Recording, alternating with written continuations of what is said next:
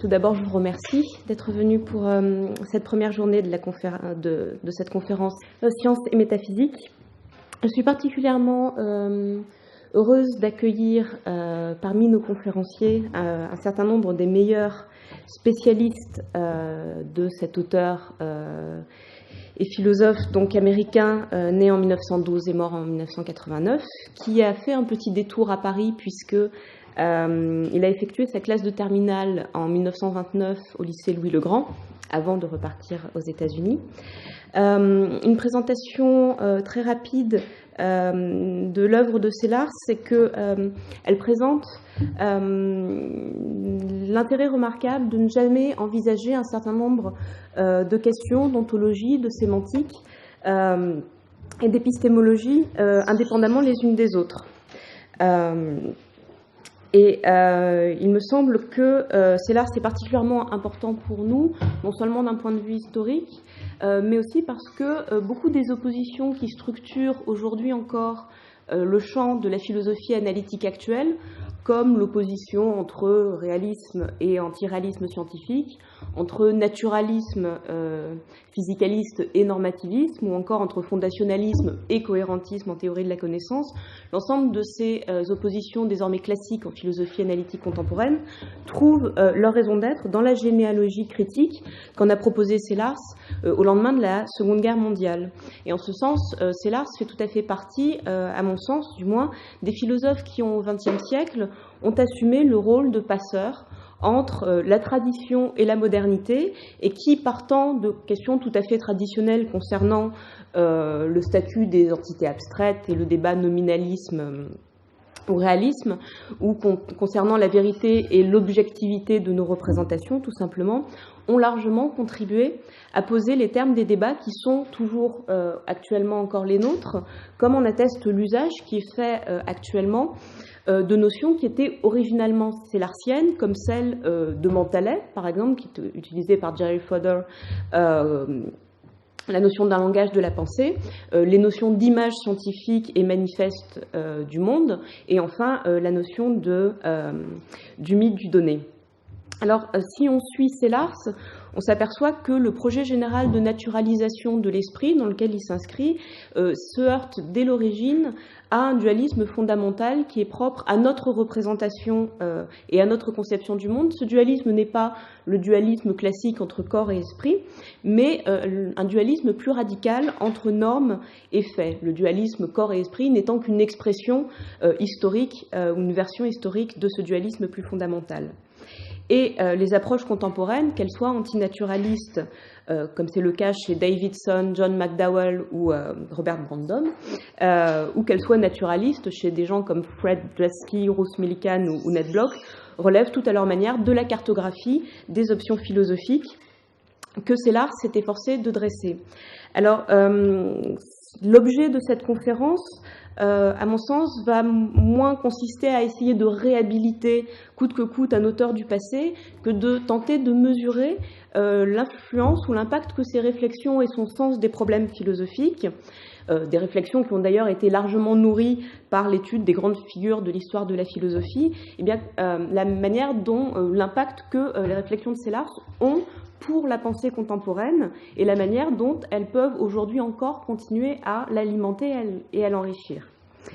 C'est pourquoi j'espère que l'esprit de ce colloque sera non pas strictement exégétique, mais représentatif de ce que, à la fois l'histoire de la philosophie, l'épistémologie et la métaphysique actuelle peuvent proposer avec ou, le cas échéant, contre Sellars. Alors, je vous demande juste, avant la première présentation qui va être donnée par Monsieur Michael Williams, qui est professeur à l'université Johns Hopkins à Baltimore, de patienter quelques instants car son document de travail qui vous va être distribué est encore en train d'être imprimé. Donc je vous demande juste quelques minutes supplémentaires de patience. Je vous remercie.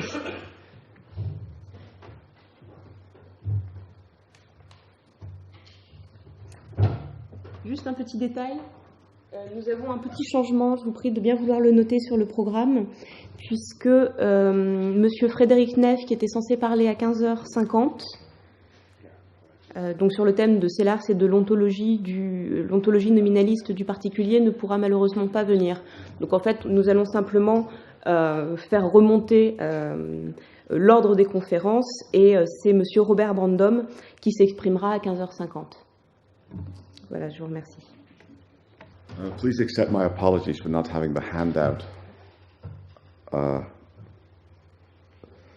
already ready to go. I explained to Aude I couldn't bring hard copy because it didn't exist until late yesterday afternoon, even in soft copy. So the title of my talk is Inferentialism and Ontology. And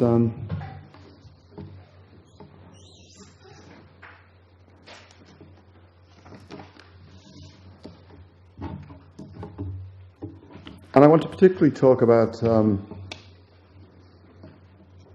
an issue that I think faces a lot of contemporary pragmatists, and which is present in and illuminated by the work of Wilfrid Sellars.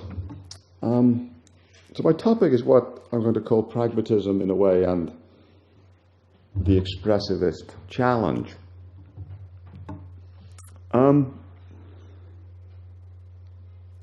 Sellars and a number of Sellars. Let me begin by saying something about what I understand by pragmatism, particularly contemporary pragmatism. So pragmatism, we will say, equals, this is from Hugh Price and David MacArthur, linguistic priority plus anti-representationalism. And the thought is this, that as a pragmatist, one approaches the meanings of philosophically problematic vocabularies. So that's the linguistic priority bit. Ask about the words, don't yet ask about the objects they might or might not denote. From the standpoint that explains meaning in terms of use, rather than in terms of some more traditional semantic relation, like reference or truth. So that's pragmatism. And this has very definite affinities with classical pragmatism. I hope it's also quite evidently has affinities with the work of Wilfrid Sellars. But I think we need to add one thing to the Price-MacArthur equation.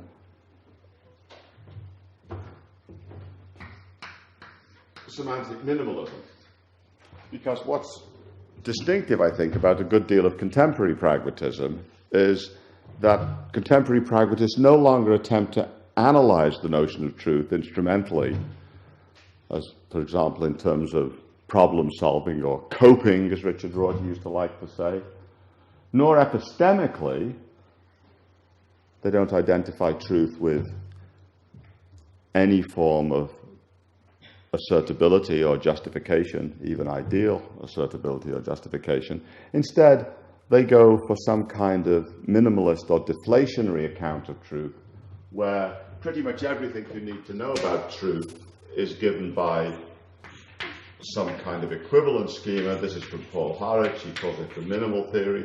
That says the proposition that P is true if and only if P. I'm going to talk quite a bit about this in a moment. Now, of course, this is a point of departure from Sellars, and in fact, I think is perhaps one of the choice point between what Bob refers to, and I think he got this from Dick Rorty, I don't know, the left-wing and the right-wing Sellarsians. The left-wing Sellarsians really like to add this to the equation. Sellars himself didn't like to add this to the equation. Sellars, it's complicated. Sellars, of course, was not a fan of any traditional correspondence theory of truth, But he was a fan of an epistemic theory of truth. Sellars defined truth as semantic assertability. In the first instance, semantic assertability in the here and now. Hic et nunc, as he says in Science and Metaphysics. Semantic assertability, of course, to distinguish, it's a kind of idealized justification.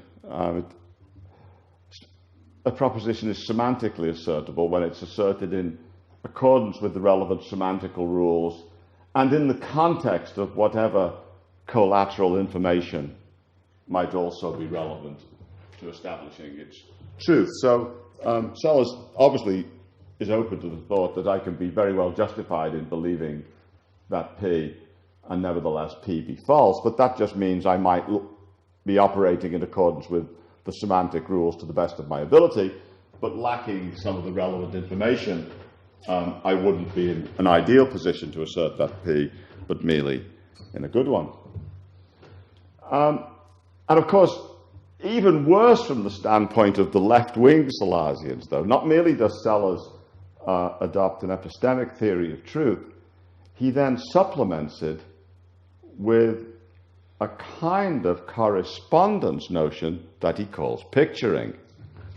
Now, Sellars is very clear that picturing is not a straightforward semantic relation, but it is a kind of, it's derived from the idea in Wittgenstein's Tractatus that propositions are logical pictures of configurations of objects. Not facts in Sellars' case, configurations of objects. Sellars thinks it's very important to keep those facts and complex objects distinct. And he seems to think this because, if truth is semantic assertability in the here and now, why does Sellars like that view? Well, one reason Sellars likes that view is it seems to be compatible with a certain kind of pluralism about the concept of truth, what today people call a lethic pluralism. Sellars says semantic assertability is a generic notion of truth. It's assertability in accordance with semantic rules. But since there are several different kinds of semantic rules, depending on what vocabulary we're dealing with, then there are, and so far forth, several different kinds of truth that go with those. So mathematical truth might be different from factual truth, according to Sellars, because the semantic rules, as he puts it, governing mathematical discourse might be different, or indeed are different, from those governing empirical discourse. But Sellars, of course, is also some kind of conceptual relativist here also, because semantic assertability, this comes out very clearly in Science and Metaphysics, is relative to a conceptual structure. It's assertability within a given conceptual structure. And of course, Sellars is very keen on improving conceptual structures. So conceptual structures give way with the progress of knowledge to new conceptual structures. You might think of this as the Kuhnian element in Sellars.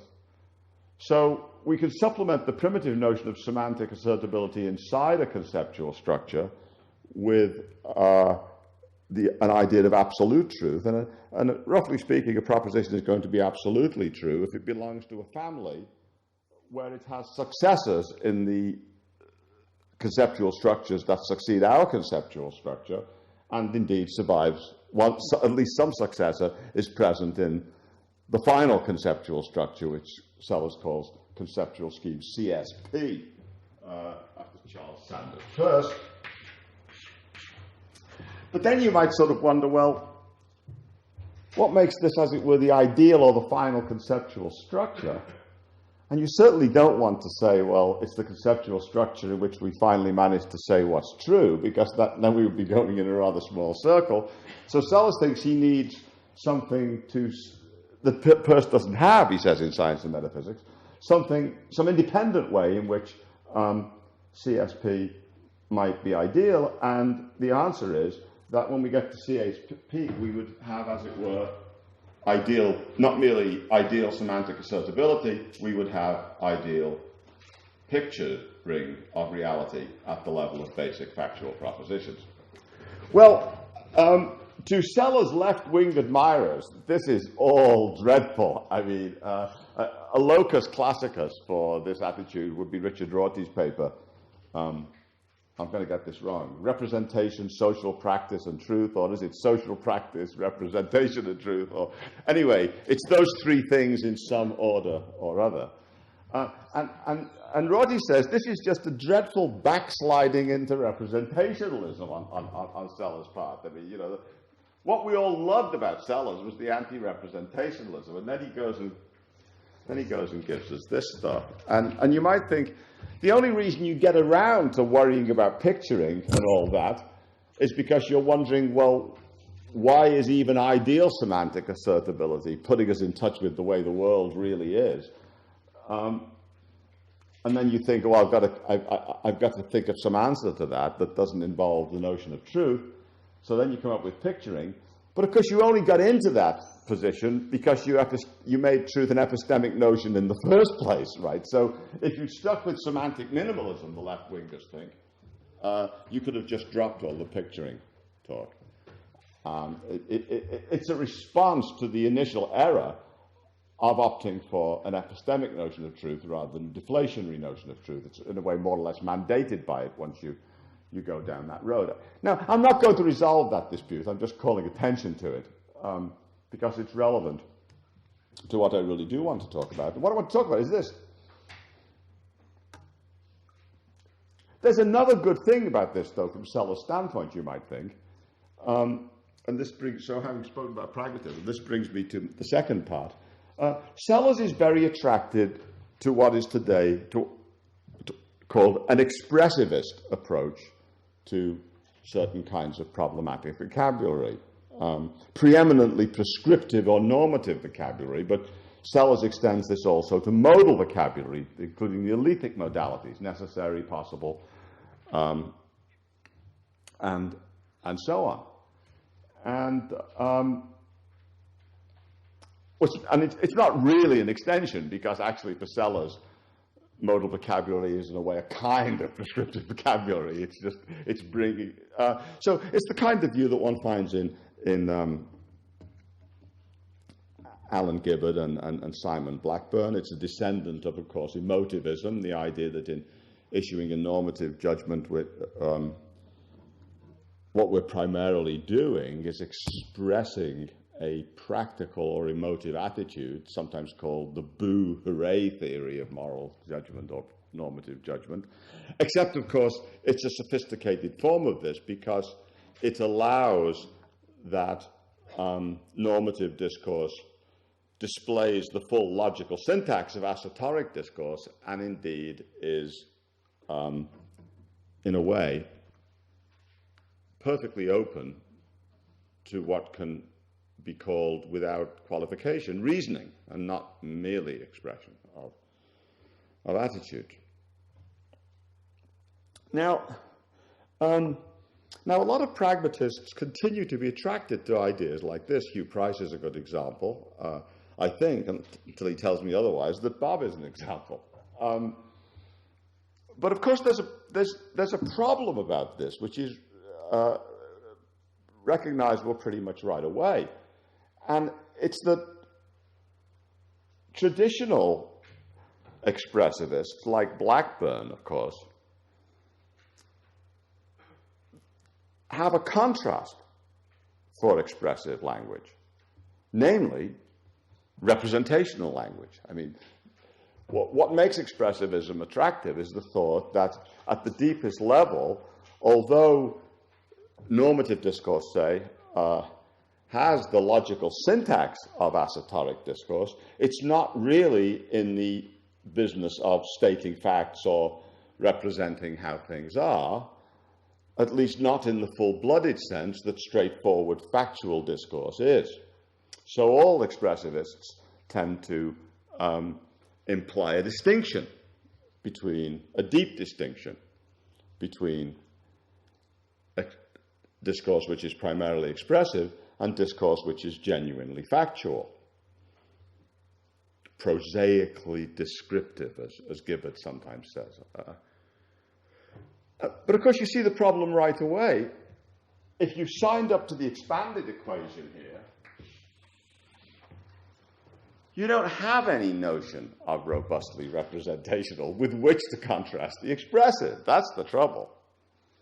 Now, if you're a right-wing Sellarsian, you do, arguably. I mean, if you're a right-wing Sellarsian, I mean, as we saw, Sellars thinks that, first of all, his epistemic notion of truth in and of itself makes room for alethic pluralism. So there might already be a distinction between factual truth and other sorts of truth. And in the case of Sellars, that's even buttressed in the case of hardcore factual truth by the theory of picturing. So Sellars really does have a point of contrast between, even though Sellars is an anti-representationalist, nevertheless Sellars does have some point of contrast, important point of contrast, between the factual and the expressive. And that, so although he's not Simon Blackburn or Alan Gibbard, he can get within his generally anti-representational approach to meaning something like the contrast that they regard as essential to stating the expressivist position. So, but the problem is, well, what are the people who don't have that contrast say? Now, this is the point where if I had my hand out, I would read you a quote. Right. Now, there, actually, I do have my hand out. It's on my computer. Oh, great, thanks. I just need the text. It's okay. I've got them here though too. So you think, well,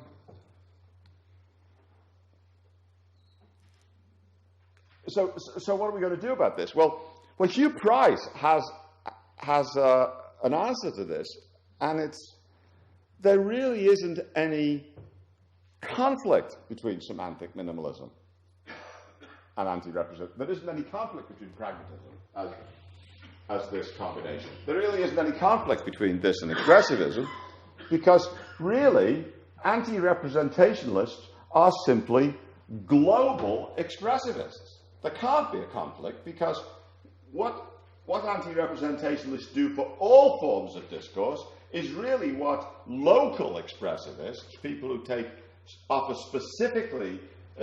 expressivist accounts of certain specific vocabularies, notably normative vocabulary, what they do locally, we simply do globally. I mean, they give you a use-theoretic account of those vocabularies. We give you a use-theoretic account of all vocabularies, says Price. So how can there be a conflict?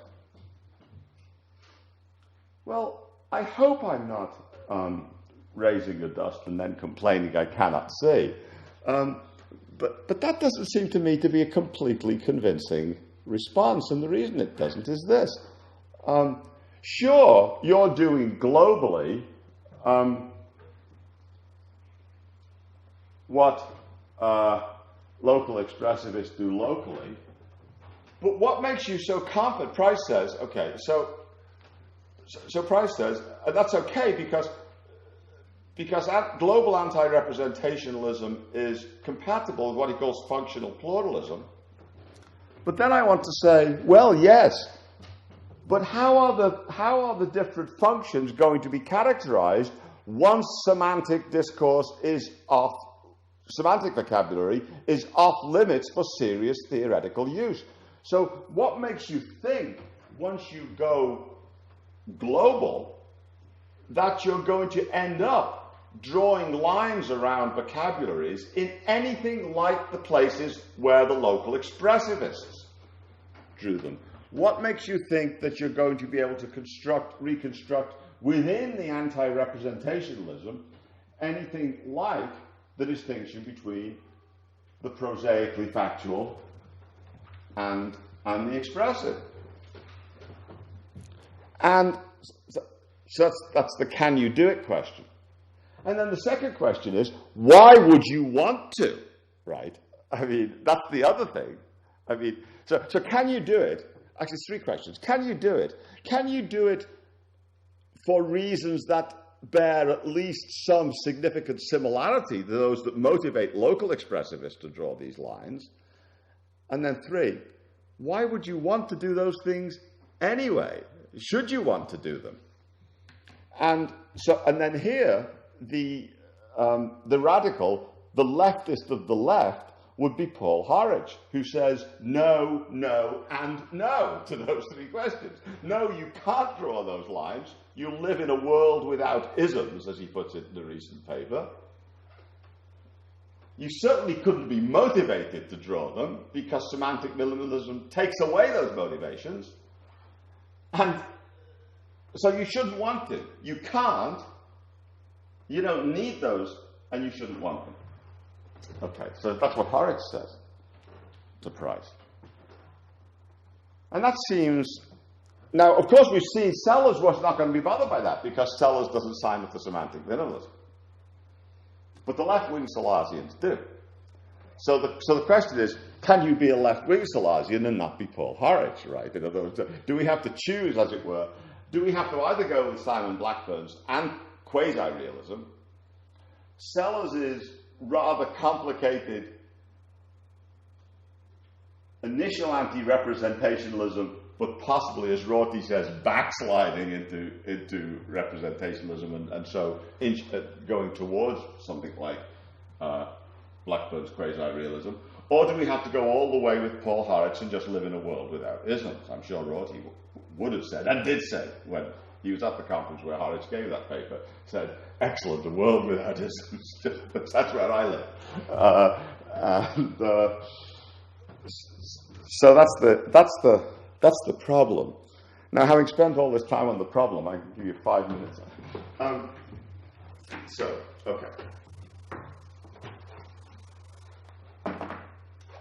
So, perhaps perversely, I want to take the can you do it question first. I mean, let me just give you another example. I mean, I think I'll just do this to provoke Bob, I think. I think that this worry is on display very interestingly, although it doesn't worry Bob, but it worried some of Bob's critics at Prague. In Bob's book, Between Saying and Doing, where Bob says, where Bob comes to praise and indeed develop in a very sophisticated way Sellars' modal expressivism, but Bob does point out that one of the most extraordinary events at least in Anglophone philosophy in the last century was the emergence of modal vocabulary into respectability. I mean, from its kind of demi-mondaine existence that it had for a long time. And as Bob argues, there were really two sources of worry about modal vocabulary, about the elethic modalities. One was empiricism, the sophisticated 20th century version of Humean empiricism, where all vocabularies in the end must derive their meaning from a base empirical vocabulary of primitive observational predicates. It wasn't at all clear how necessity and possibility, notions like that, could be related to the empiricist-favored base vocabulary. So that was one problem. And the other was naturalism. I mean, modal properties just strike people as spooky. So naturalism often went with physicalism, and it wasn't really clear to people how necessity could fit into a physical world picture, or even a naturalistic world picture. Hume seems arguably to have had both of those motives, actually, when he discusses necessity in the Treatise of Human Nature. Hume finds only constant conjunction in the natural world, as you know. He doesn't find any mustness in Hume's world really is the world according to the definition of history that famously got up Arnold Toynbee's nose. History is one damn thing after another. That's sort of what Hume thought the world was. It was just one damn thing after another without any connection. Constant conjunction maybe, but connection no. And Bob points out that it's not clear that either of those motives are really respectable anymore. No one is a foundational empiricist anymore, or, well, not many people, either in epistemology or even semantically. Nobody really thinks you need to legitimate any vocabulary by translating it or otherwise constructing it out of some base observation vocabulary. So that kind of empiricism has gone by the board. But many people also notice that if naturalism means respect for the natural sciences and making sure that your philosophy accords with the natural sciences, modal notions are all over the natural sciences, because the natural sciences, physics, for example, deal in laws. And laws are, of course, fraught with modality. They support counterfactuals. They don't just tell you what happens to happen, they also tell you what would have happened if. So physics is shot through with modal vocabulary. So Bob says it's not really clear that naturalism gives you a motive. And if it takes the form of this deep respect for the natural sciences, it's not clear that naturalism gives you a motive to be suspicious of modal notions. And you can see this attitude on display in E.G. Frank Jackson in From Metaphysics to Ethics. But then, of course, if you're not motivated to worry about modal notions either by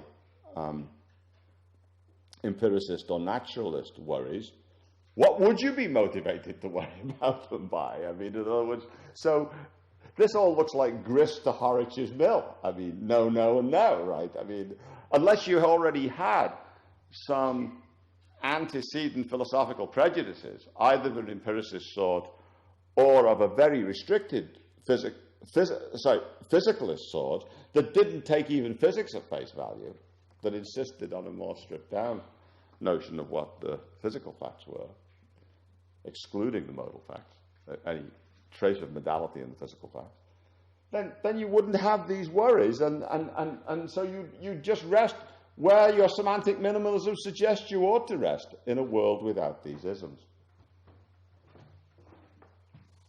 Well, okay, so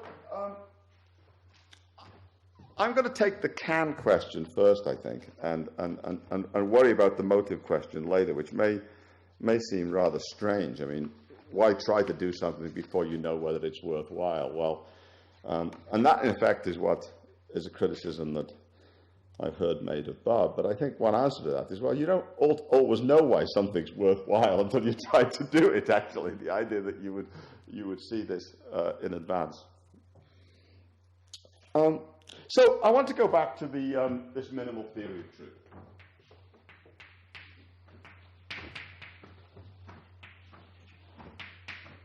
And I want to do it because I think we really have to ask more to make any progress with this question. What's implied by anti-representationalism? Or as I'm going to put it, overly cutely, but I like this, what is it to give what is an emu? Well, it's a bird, extinct bird. But actually, it's an explanation of meaning in terms of use, is what it is. It's an explanation of meaning in terms of use. Now, if we take a look at this Horwitch's minimal theory, and I'm not endorsing his formulation, I like it because it's how you'd put it if you were a Sellarsian, I think. Obviously, the little parens would give way to dots and all, but aside from that, I think it's pretty much the way you would go.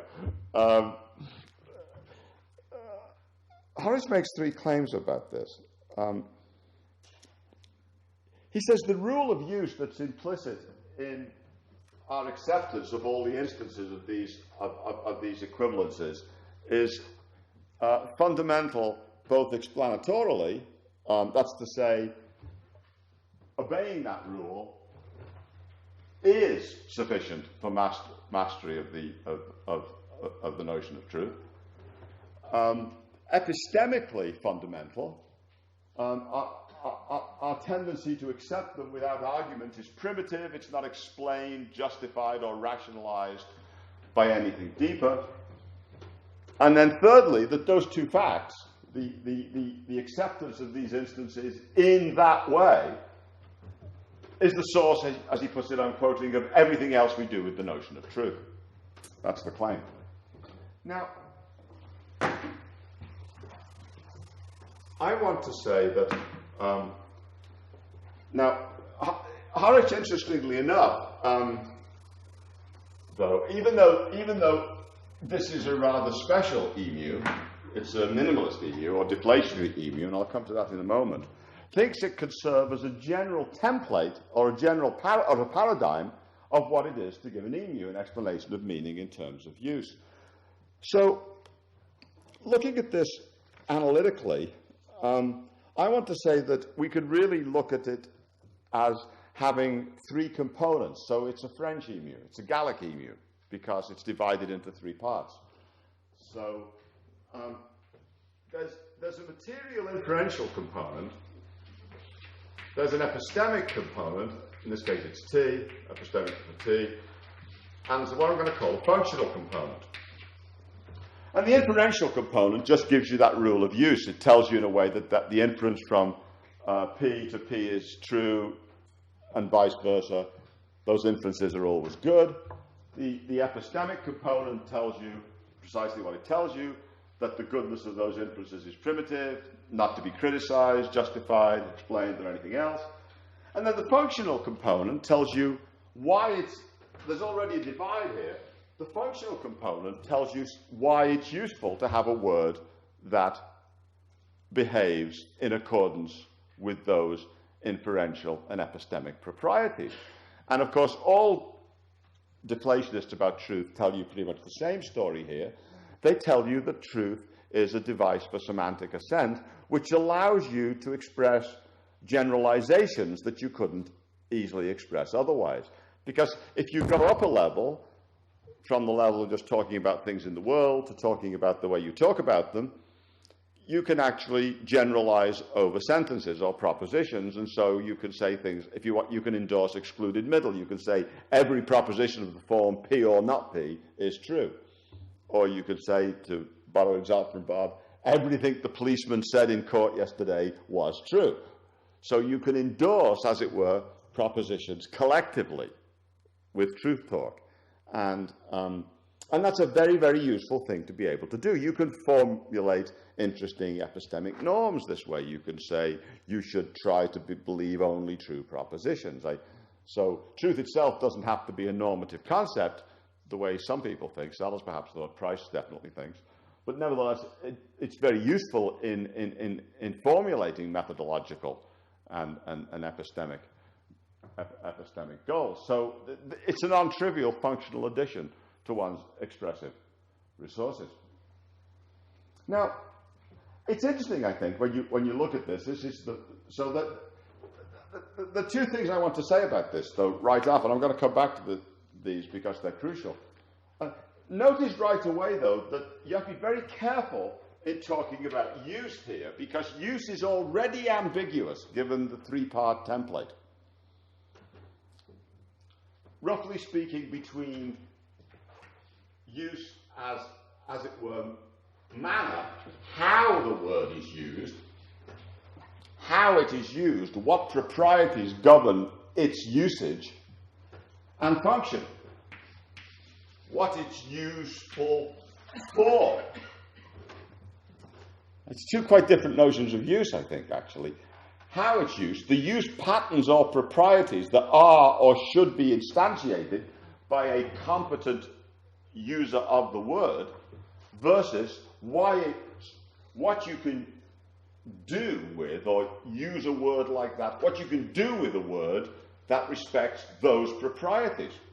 And although Horwich says there's a sense in which these proprieties are the source of everything else we do with the word. I take it these proprieties are the source of the function. I think there's an equally good sense in which really the deep explanation goes the other way round. It's the function that explains why we bother. I mean, so you have to be very careful, I think, when you talk about explaining meanings in terms of use. You want to distinguish these two aspects of use, or notions of use, and notice that, although, of course, there's a sense in which this explains that, it's only because the word is used in accordance with these priorities that it can fulfill this function. There's another sense in which the function, I think, is explanatorily prior to the use proprieties. It explains why we bother with those use proprieties. After all, use proprieties are 10 a penny. I mean, anyone can play any game he wants. This explains why the game is worth the candle. Now, so that's the first thing about that. Now the emu for true is minimalist, and this is on page 3 of the handout, in, I think, at least 4 distinct ways. First of all, it's compact. All the essential points about true can be very briefly stated and nothing vital omitted. It's theoretically modest. The analysis appeals only to platitudes that virtually everyone would accept. It's controversial only in insisting that nothing deeper is required, and that's where, of course, it differs from Sellars' view. Sellars accepts the platitudes. He just thinks that they need and can be given a deeper explanation. What makes minimalists minimalists, or one of the things that makes minimalists minimalists, is they say that no deeper explanation is needed. The functional explanation is already the explanation. There's nothing deeper at this level that needs to be given. It's ontologically conservative. It doesn't pick up any extra ontology that you're not already...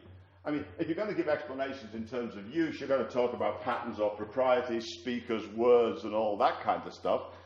But you don't pick up anything more than that in giving this. You don't define truth in terms of reference, for example, and then wonder whether reference is some complicated physical relation to causal relation, perhaps, to thing, and nothing like that. So no extra ontology is picked up. It's ontologically conservative. And it's functionally restrictive. Truth doesn't do as much as some of its philosophical admirers think it does. So it doesn't play a deep explanatory role anywhere. It doesn't play a deep explanatory role in philosophy of language on this view. So that's and I think, actually, it's, if we look again at the internal structure, the theoretical minimalism, the compactness and theoretical modesty makes sense given the functional restriction. I mean, you don't need a lot of baggage in truth because it doesn't have a lot to do. And given that you don't have a lot of baggage, that's why the account can be ontologically conservative. So the functional restriction explains the theoretical minimalism, which more or less also guarantees or makes sense of the ontological conservatism. Now, you can see from this that Sellars' relationship to this view is somewhat complicated, because Sellars' view is ontologically conservative also. But it's not minimalist, because, in my view, it insists on a deeper explanation of these platitudinous features of the minimalist analysis, and doesn't think that the functional explanation is already all the explanation we need. So it's very complicated. It's not strictly minimalist, but it's not minimalist because it's not ontologically conservative. That's I think, important. Now, if we go next to Sellars' account of causal modalities, this is the bottom of page 3. This is very, very rough. It just indicates the shape of Sellars' analysis. It doesn't give Sellars' analysis.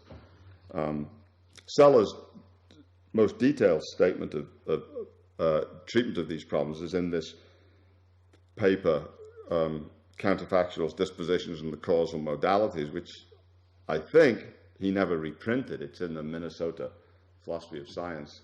The real scholars like Bill can tell me, but I was put onto it by Bob, who thinks it's one of his great papers. I agree with that, and I think it's sort of odd that it was never... It's too long, that's why it was never reprinted, I guess. I mean, it's like a book in itself. So, okay, but here's the view. So Sellars claims that causal claims really state physical necessities. So causal claims state physical necessities. They roughly, I think since the physical modalities don't really iterate, they probably have the logic of S5, although I never really thought about it. But let's just for the sake of our so causal necessity, let's just say, for the sake of argument, equals S5. If I'm wrong, I'm wrong. I don't care. It's not relevant to that. So so it behaves like a regular modal operator. Physically necessary, if it's physically necessary that if P then Q, then it's not possible that not P and Q. Sellars then says, however, that what distinguishes physical necessities from mathematical necessities is that they are open to criticism and revision on empirical grounds. So while you're up and running with them, they behave like good old ordinary modal notions, but you may actually get rid of them or change them, your physical commitments, and you will do so not by armchair reflection, but by looking for a new conceptual structure that actually gives you a better explanation of the range of facts that you're looking to explain, possibly even corrects the range of facts you're looking to explain. Sellars is a fan of something like inference to the best explanation here. So they have an empirical epistemology. Physical necessity behaves like a good old modal operator, but it has an empirical epistemology, and there's a special function of these modal commitments, the sort of modal commitments that are embedded in causal claims, and indeed in Sellars thinks in ordinary concepts, actually, because ordinary concepts of ordinary kinds of things are richly dispositional. Part of our concept of salt is that it dissolves in water, and it's part of our concept that this is a piece of salt, that it would dissolve in water if I put it in water, even though I'm not going to. So they're counterfactual, they're fraught with modality. They express inference tickets. They offer inference licenses. Now, you will have noticed that it's no accident that Sellars' account of causal modality, he doesn't put it this way, fits perfectly into my tripartite analysis of explanations of meaning in terms of use. So it's a Gallic analysis. It also divides into three parts. It tells you the fundamental inferential proprieties of the causal modalities. It tells you the epistemology of statements in that domain, and it tells you the pragmatic significance, the function. So it tells you the how, and it tells you the why. What you're up to in talking that way. So here's the thought, though. It also meets, however, the four conditions, I think, that I laid down on being a minimalist analysis. I mean, not merely does it meet this tripartite template, it's minimalist in pretty much exactly the same way as the account of truth was minimalist. It's ontologically conservative, no reference to modal properties, right? No mention to no mention of anything here. I mean, the whole point about this first clause, by the way, is these can be stated metalinguistically. There's only mention up here. You can say this quote entails that quote, and so forth.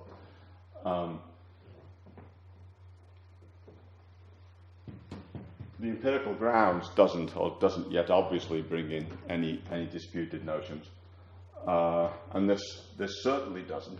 So here's my first thought. What people have been really after when they wanted to talk about expressivist analyses, they've really been talking about a special kind of minimalist analysis. namely the one that meets these conditions of theoretical modesty and so forth, and particularly ontological conservatism. Okay, that's what they've really been talking about. The minimal expressivism is really minimalism. It's really, really minimalism.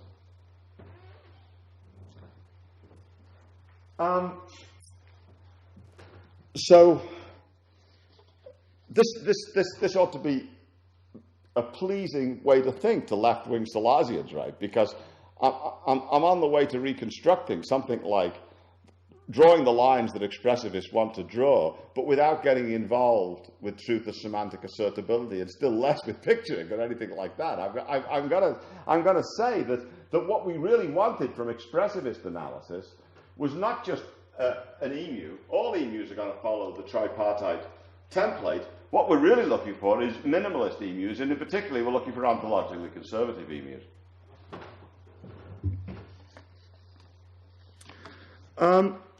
But we see here, I think, the importance of drawing this line.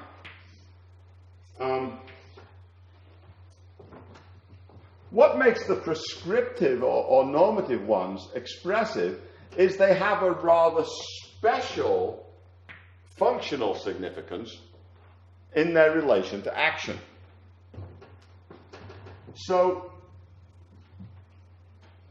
there could be emus that don't have anything quite like that and could be, in that sense, merely descriptive. I'm going to give you an emu that meets that in a moment. But you can't contrast the merely descriptive with the descriptive or the assertional, because it's certainly not the case that you're only doing, you're not saying. You're saying that a proposition is true. You're saying that A causes B. And it's in saying those things that you're doing this. But contrary to traditional local expressivism, so that's the insight in expressivism, I think, that you can use this pragmatic function to rationalize the use to, maybe let's call it, to rationalize the patterns in use one. And you can do it in an ontological, and so you get an ontologically conservative emu. That's the insight of expressivism. The blind spot of traditional expressivism, though, is to say, well, but we're not really saying anything. We're not really saying how things are. No, on the contrary, given semantic minimalism, you're saying how things are in the only way you ever get to say how things are. You have, as it were, a form of discourse which is inferentially and epistemically disciplined. And that's all there is to saying how things are. And if you insist that it has empirical content as an extra, then that's already covered by the E clause of the tripartite emu. And end of story. And that's all that any anti-representationalist not merely should say or can say, or would want to say. Nevertheless, there is a contrast between emus that are ontologically conservative and those that aren't. And so we're halfway towards drawing the line, but we're not the whole way there, because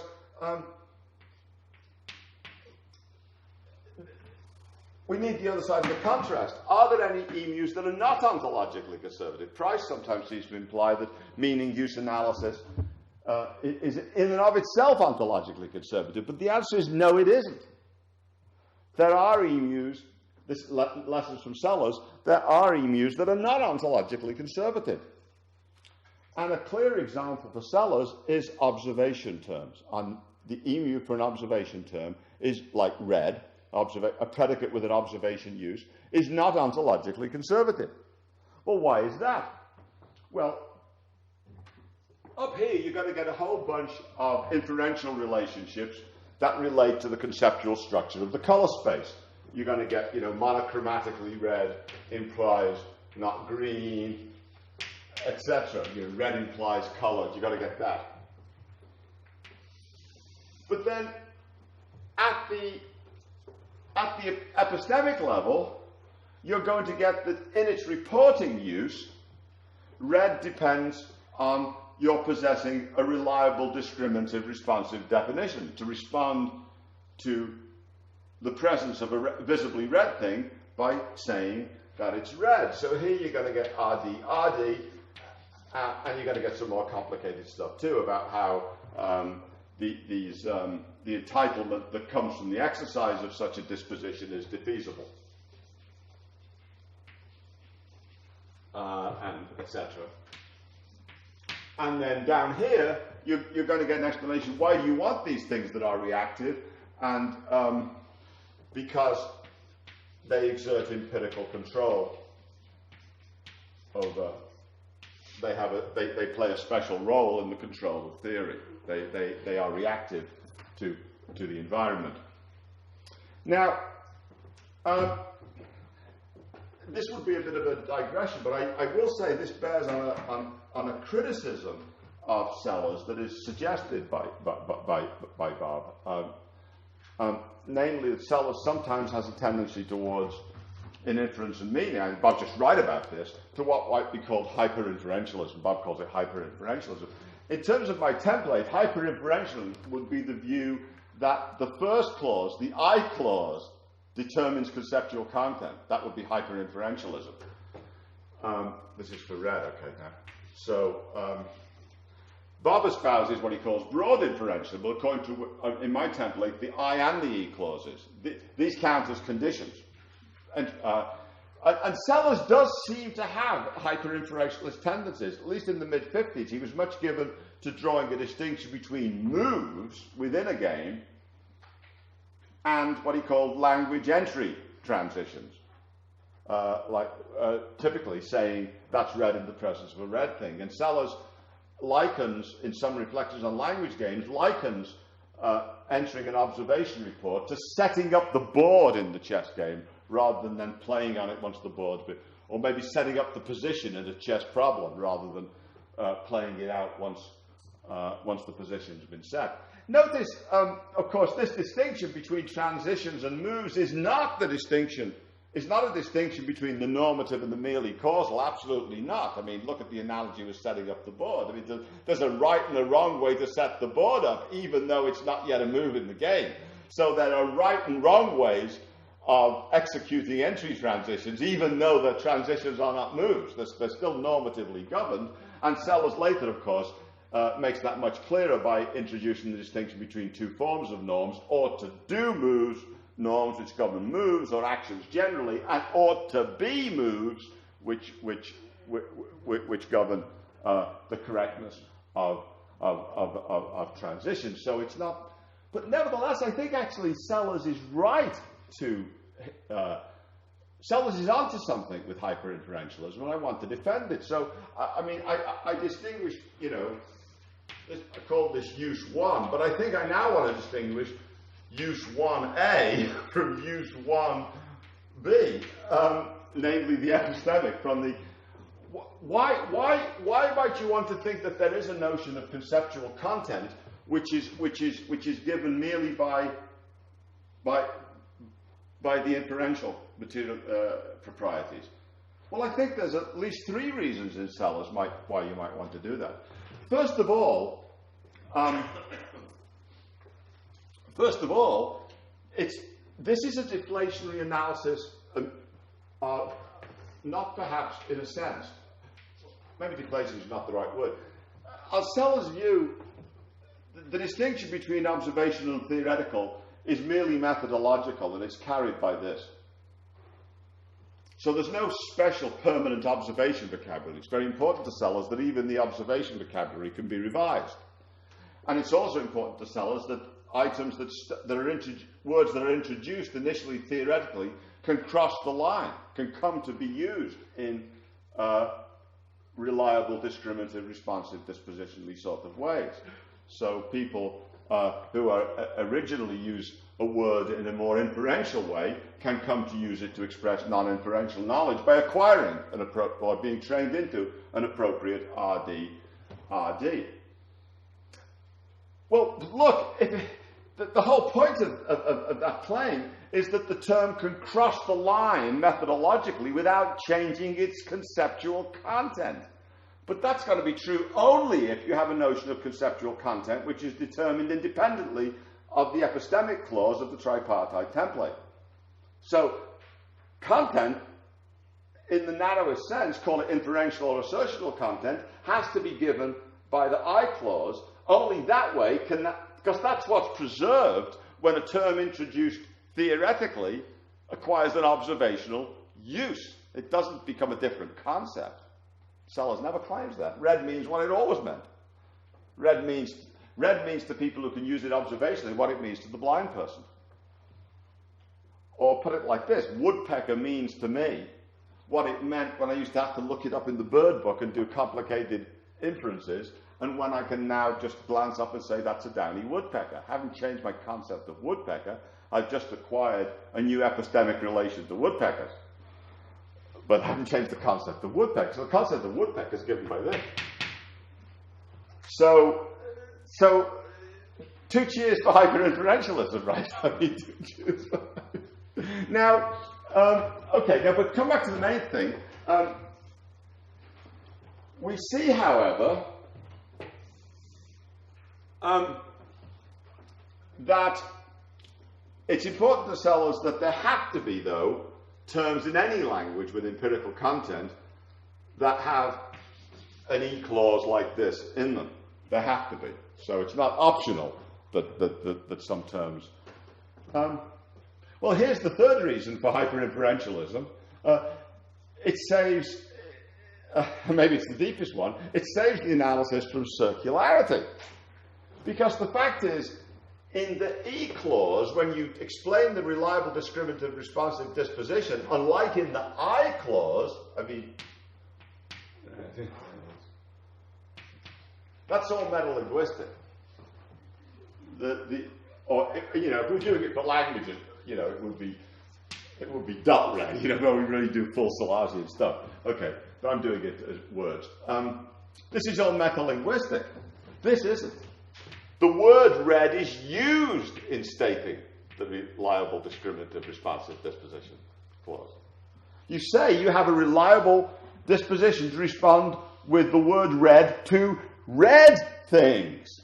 So you better damn well have some conceptual content in red which is given independently, so you can even state the second clause in a non-circular way. And you do. It's given by this. 3 cheers for hyperinferentialism now. But the cost, of course, of the fact that the word red is used in this second clause is that the emu is no longer ontologically conservative. In giving the full emu for red as an observation term, you commit yourself to the existence of red things. Actually, 4 cheers for hyperinferentialism, though. What you really commit yourself to is the existence of something that's kind of like red things, I mean, in a way. But of course, you could have a reliable, discriminative responsive disposition to something that wasn't exactly as you conceive it to be according to the I clause. That's also an important aspect of Sellars' view. So, people think they can spot witches. People think, strike a match, as the flame is the lodge.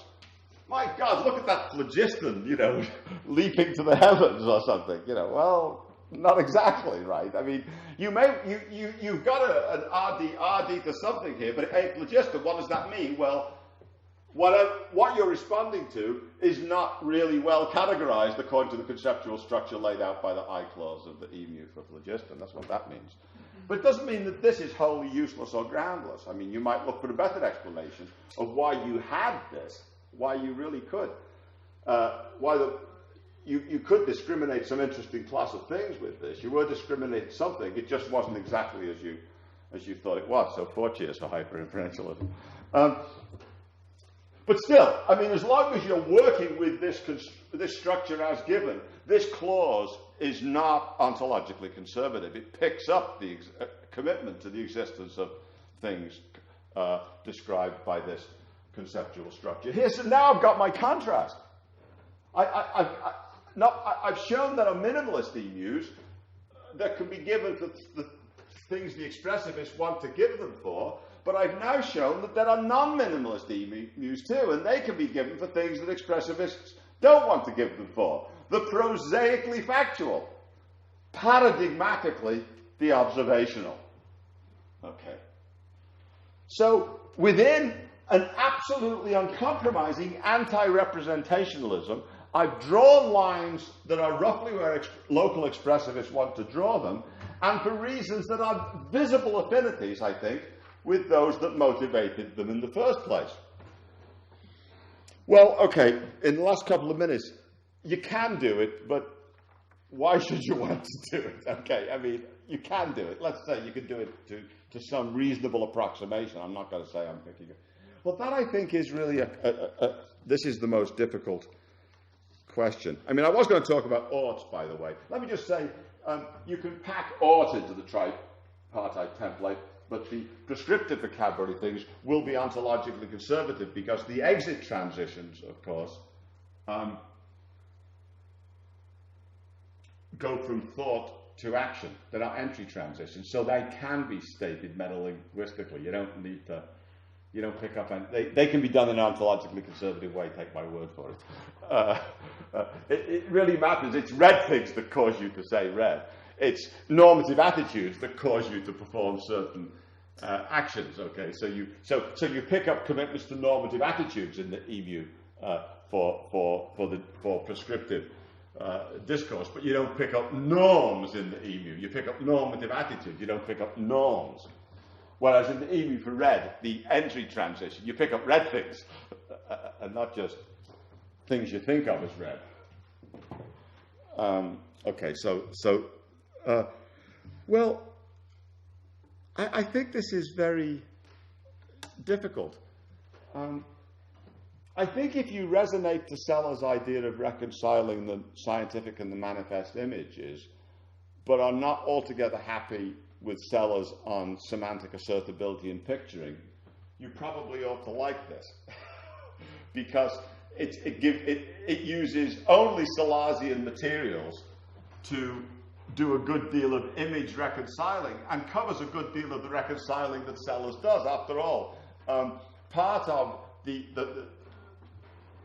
reconciling, I mean, Sellars says in the dimension of describing and explaining science is the measure of what there is, you know, and all that. My approach gives you enough functional pluralism to take prescriptive discourse out of the business of describing and explaining. I mean, I think. And that's what Sellars also says. And you can say all this, and Sellars really does say it in Counterfactual's disposition to causal modalities, without invoking the full apparatus of semantic assertability and picturing. Sellars does that in that essay. And that's essentially what I've done here. I've taken Sellars of that essay and shown you can use the resources of that essay to excise the commitments that are taken on in science and metaphysics, and still do virtually all the reconciling work that Sellars sketches in Philosophy and the Scientific Image of Man. That's the thought, anyway. And I think, why might you want to do that? Well, one reason you might want to do it, I think that this approach really is the most natural meaning analysis that goes with what Bob calls pragmatism about norms, the idea that norms are instituted by normative attitudes, that, you know, that they're social facts, like the value of money. They're brought into existence by the fact that we're willing to take each other in certain ways. I mean, it's worth $5 because, or €5 because I'll give you €5 for it. It's not, there's no other, you know. Whereas modal and prescriptive realism is a bit like the medieval theory of the just price in economics, in my view. Like, God told you how much God said it should be €5, or Mr. Sarkozy said it should be €5. But Actually, we Anglo-Saxons say it's because I'm willing to give you €5. You know? So it's very good that way. And Sellars also says in Philosophy of the Scientific Image of Man, and this is a wonderful quote, that when linguistic use, because of its holistic and normative character, looks like what he calls the last refuge of special creation. You think, well, how did we ever get into the normative dimension in the first place? So how did we ever get into the linguistic dimension in the first place? Well, if you think that norms, including linguistic norms, are instituted by normative attitudes, I think it's obvious where you look for this, and it's where Sellars said you should look, in the evolution of cooperative behavior. And particularly then in the evolution of our own ability to respond to the patterns of cooperation that we non-deliberately institute. But if you want to know how we non-deliberately institute them, then I think there are a lot of interesting research programs now that Sellars couldn't have known about.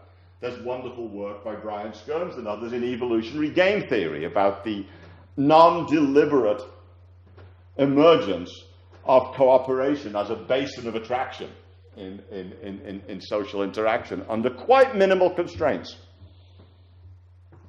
So Skirms has this very nice recent book called The Stag Hunt, which is a book about why we hunt stag together in the face of the constant temptation to run off and hunt a hare by yourself and get one quite quickly, you know.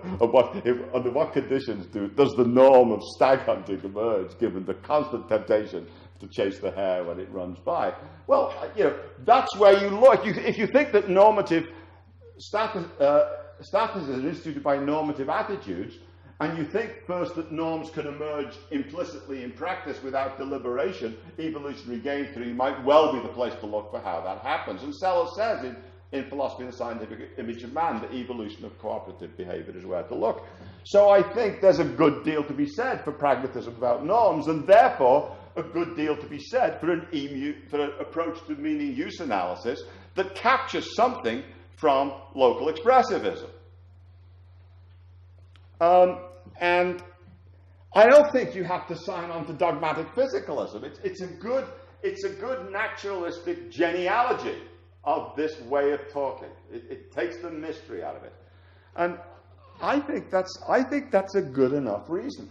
On the other hand, there's something problematic about this, and I'm just going to leave you with this problem. I don't know what to think about this. Okay, so I leave you with this.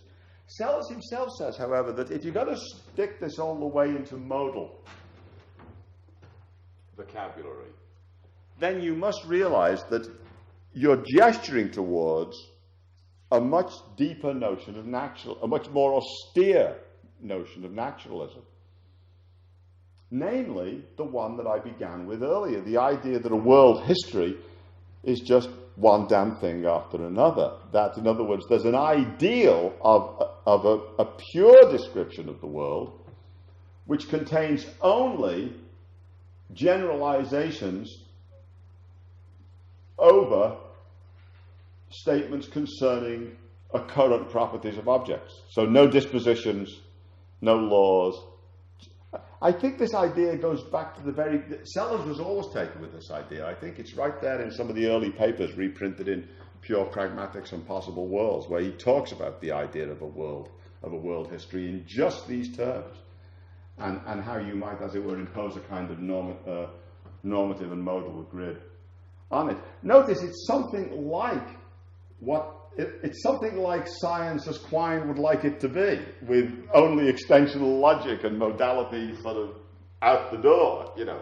So it's as if, in Sellars' view, something like the Quinean core of science is gestured to by the thoroughgoing expressivist approach to prescriptive discourse, which now takes in modal discourse. Sellars really says that.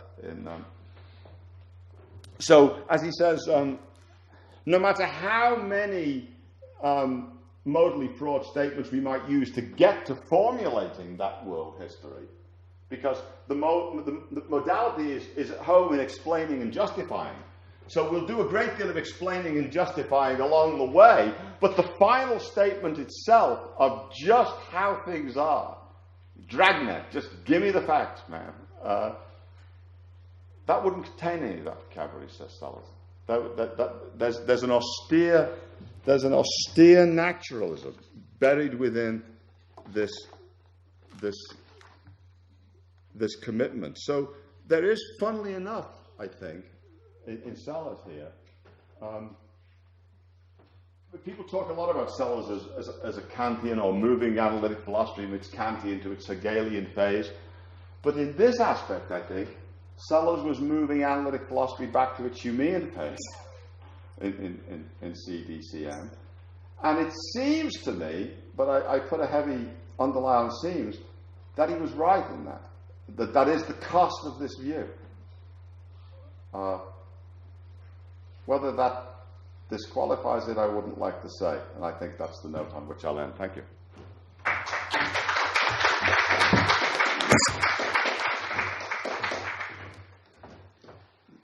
Michael, why don't you field your own questions? I will field my own questions.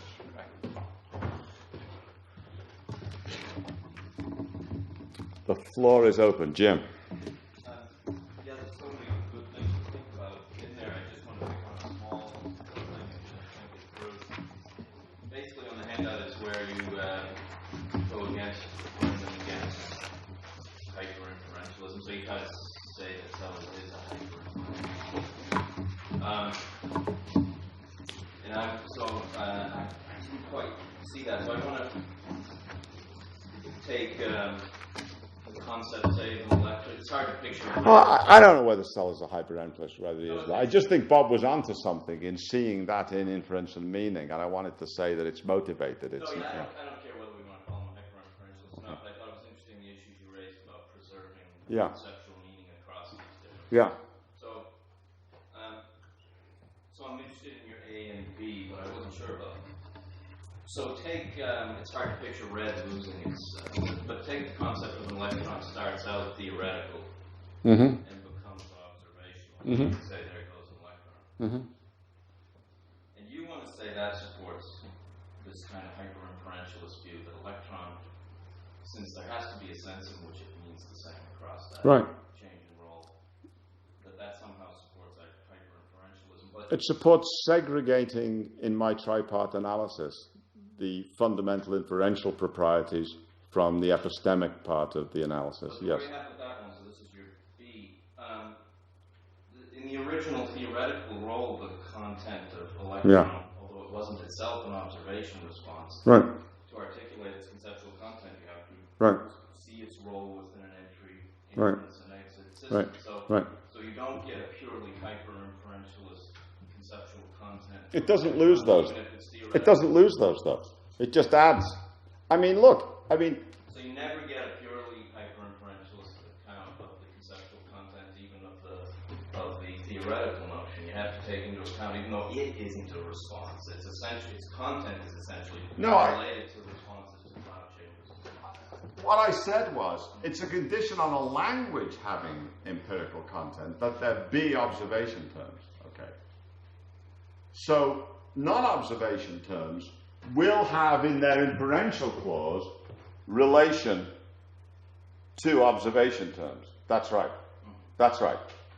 On the other hand, that clause itself will be neutral. It won't itself commit you to there being good, the observation concepts won't have to be good ones. They can all be stated metalinguistically.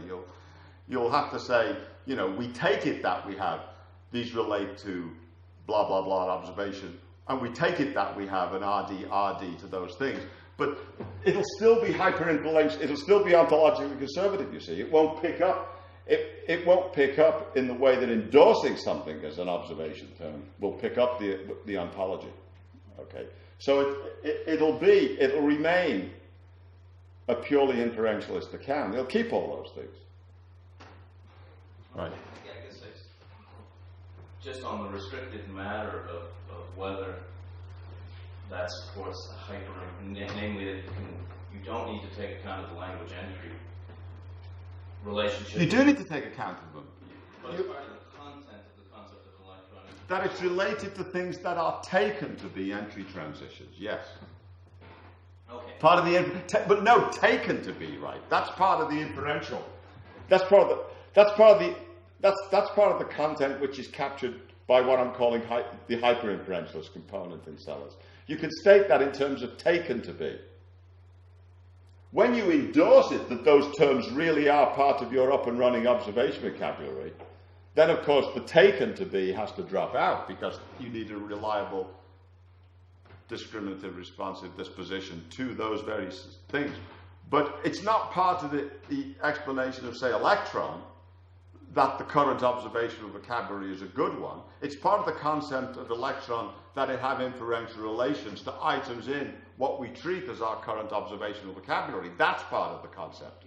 But it's not part of the concept of electron that those are good things. Right? That's the crucial distinction. They're open to revision. Well, so that's why it's hyper. The crucial thing about the hyperinferentialist bit is that it can be done all metalinguistically. That's what makes it hyper. It's all word stuff. Okay, well, let me take, there were 4 cheers for it. Let me just deal with one other cheer. Okay. I'm still not sure about that. The avoiding circularity cheer. Yeah. As if, read,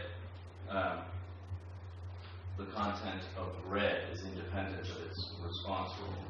Right. Because the word is used in stating. Say you're using read in response to read objects. Yeah. You must have an independent understanding of read. Right. But surely, Sellars kind of said, for this read isn't understood independently of its response role, and he takes seriously the problem you raised, then why aren't we landed in circularity? And he says because, well, the learner, it's the teachers that know that read is a response to read objects, and you avoid a genetic circularity in the fact that a learner has to learn has to learn to conform to the ought to be rule. Other things being equal, utter read in response to read objects. But it's not, he has an account of that in terms of a learner-trainer situation. Yeah, but I'm stating this EMU, though. I'm not a learner. I'm an up-and-running guy making explicit the EMU for read. Right, but he clearly takes on the burden of the first cheer for hyperinferentialism, avoiding the circularity of having to... Yeah, but it's only a genetic circularity that he's avoiding by socially distributing it. But I'm here one of the masters who does the teaching, making explicit the rules that I teach, and that's where the worry comes up. And as we know, and I've written a lot about this epistemically, I don't think Sellars deals with the circularity issue even genetically at all convincingly. I know he says that, but I mean, I think even epistemically, actually, I don't think even Sellars thought he dealt with it. That's why he discussed it twice more, explicitly discussed it in more on givenness and explanatory coherence, and again in the stuff on Chisholm, in those that paper epistemic, the third lecture, epistemic principles. Even Sellars thought that he hadn't got that one right in EPM. So I mean, I don't think we have to defend him OPA de la lettre there, because he didn't defend himself OPA de la lettre. He says one of my more notorious promissory notes, actually. Thank you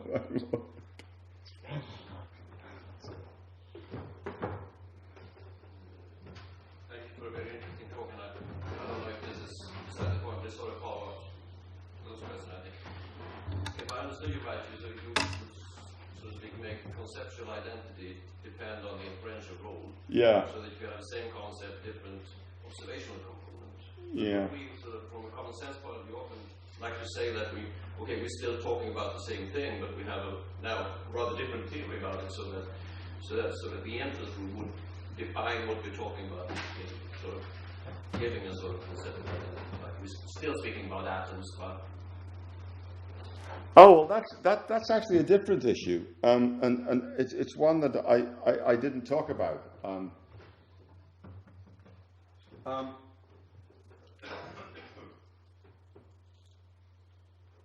When Sellars talks about natural kind terms, I mean, if we forget this for a moment and go back to the EMU for the causal modalities, Sellars really thinks that causal statements are like entailments, physical entailment. Bob calls them material inferential proprietors. And he is inclined And this is not just theoretical terms like atoms, just even ordinary natural kind terms like salt or sugar, or they're all richly dispositional.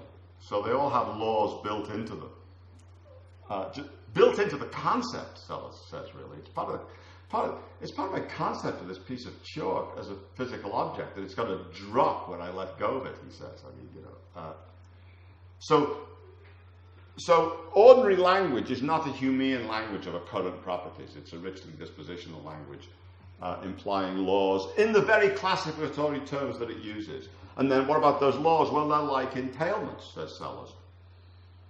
So he's inclined to explain that as a kind of conceptual necessity, like analyticity. So all the laws are really, what is analytic of the concept of atom, or the concept of phlogiston, or of salt, or whatever?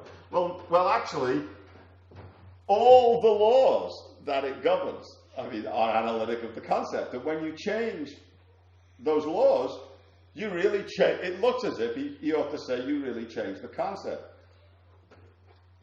I don't know. So it looks deeply anti-Quinean. I don't know whether it is or whether it isn't, though, because he qualifies this. He really says this is, in a way, these are not his words. He says this is a contrived notion of meaning or concept, though, here. He says in our ordinary notion of meaning, and even in our scientific notion, he says, again, not his words, natural kind terms are something like what Putnam was to call law cluster concepts. So we don't really say we change the concept just because we revise some of the laws. That's because in the very deployment of a natural kind concept, we gesture towards a deeper theoretical explanation of why those laws hold to the extent that they do hold. And we allow space, and that gives us, he says, a certain methodological distance on the laws that we build into the concept as we currently deploy it. We allow that what we're gesturing towards as the deeper theoretical explanation might still hold good, even if it turned out that some of the laws we currently build into the concept had to be corrected. And then he says, so although I do say in a way that all the laws are built into the concept also contains what he called prepared lines of retreat. Namely, we already have an idea of which laws we could modify or possibly drop while holding on to what we consider the core of the concept, versus those such that if we got rid of them, then we'd just be bringing in a new word and a new concept altogether. So when he makes that point about prepared lines of retreat, he says, our ordinary concept of meaning allows us to say same meaning even though we've changed some of our ideas about the laws, because there we're just going down one of the prepared lines of retreat that the concept, so to say, already had some flexibility built into it. Even though these are conceptual necessities, they come with kind of a certain diffusibility built into them that we could withdraw or modify some of them, and provided it's not too many, we could speak in an ordinary way about keeping the same concept and changing the law. So Sellars actually, it's not really clear to me how different from Quine he is on this ground, because you might say that, look, once all the laws are part of the concept, none of them might as well be. And once you say it's kind of flexible and, you can withdraw, where's the real difference between Sellars and Quine on this one? He's really not making this notion of conceptual necessity do any heavy-duty work. And notice, I stated my tripartite explanation of meaning in terms of use without actually availing myself of that aspect of Sellars' thought. And it's not a deep commitment on Sellars' part, I don't think, and I think the tripartite emu brings out why it isn't. And you've got the material and inferential components, you've got the epistemic quality. If you really spelled it out, the epistemic component would also explain something about the prepared lines of retreat and would tell you something about local versus empirical modification versus dropping the concept under empirical pressure.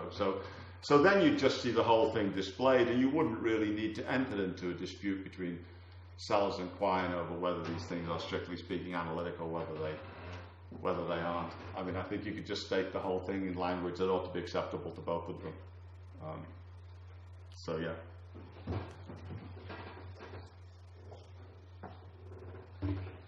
Bill. I'd like to hear you say something about.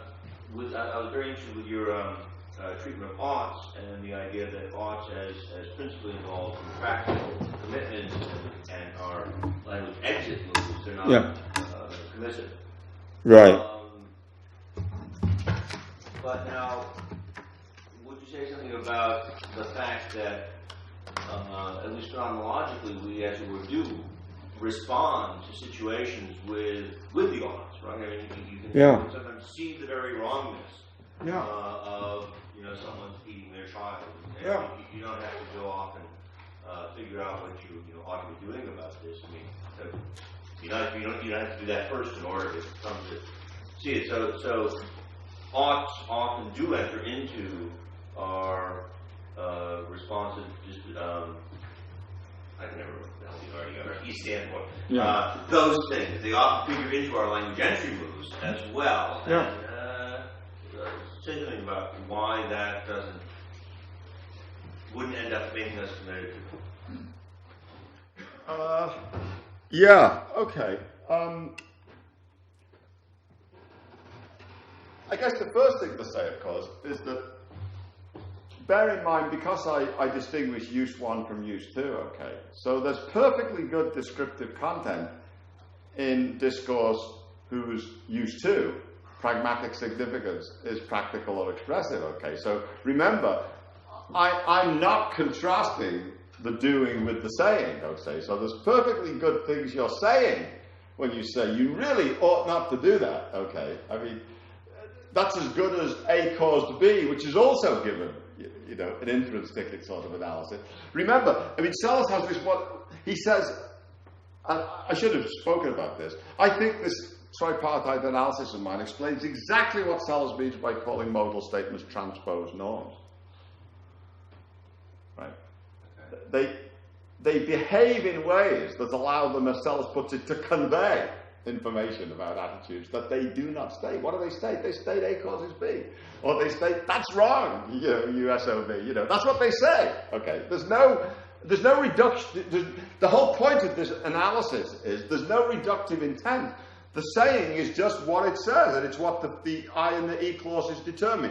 Call that broad conceptual content to echo Bob's idea of broad inferentialism as opposed to my narrow hyper-inferentialist notion, which I think there are good theoretical reasons for segregating, which I tried to give. But so that's all there. You can, and then can you learn to respond to that? Yes, of course you can. But presumably, in a full explicitation, though, one could then, as it were, unpack the emu within the emu.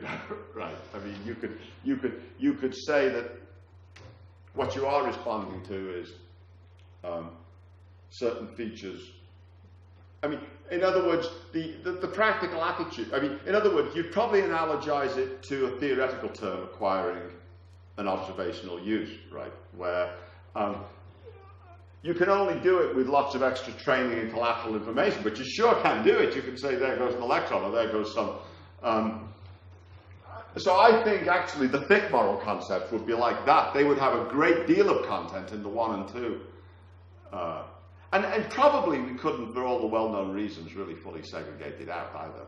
But nevertheless, ideally, we gesture towards the possibility of that. So I really think it's the distinguishing the two kinds of use that allows me to say what you quite correctly say that we do say. And I even think one could use them in an entry-ish sort of way, but it would be the way that's allowed for more theoretically loaded, richly inferentially embedded words acquiring an RD sort of. I mean, notice even for red, for Sellars, of course, that primitive emu is not the full story. Quite ordinary observation terms are mediated causally by what Sellars thinks of as sensations, which are something like the visual cues that presumably cognitive psychologists could tell us more about. So even in the case of red, there's a causal sense in terms of what we're responding to might not at all be what we're describing with the conceptual grid given by the I clause of the inferential clause of the explanation of meaning in terms of use. Okay, so you know, even in the case of quite ordinary observation terms, there's that level of complexity. There's a level of complexity that could already be. There's further complexities that could be drawn out, and I think there's no reason why one couldn't do that with moral attitudes as well. I mean, actually, you know, psychologists might actually tell you, you know, what it was you were really responding to in some situations, and it might not be exactly what you thought it was. Okay, well, that's our time. Let us thank Professor Williams.